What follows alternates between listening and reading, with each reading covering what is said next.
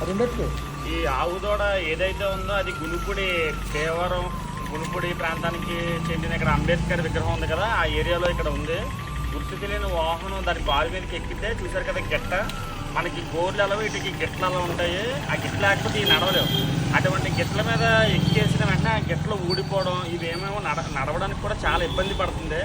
దయచేసి వీటి బాధను అర్థం చేసుకొని దీనికి సంబంధించిన అధికారులు అందరూ స్పందించి వీటిని రోడ్ల మీద ఉండడానికి మ్యాక్సిమం ప్రయత్నం చేయండి. చాలా దారుణంగా ఇది ఏంటంటే దాని కంట్లో నుంచి కూడా నీరు వస్తుందంటే అర్థం చేసుకోండి, అంత బాధపడుతుంది. దయచేసి అర్థం చేసుకోమని కోరుతున్నాను. జై హింద్.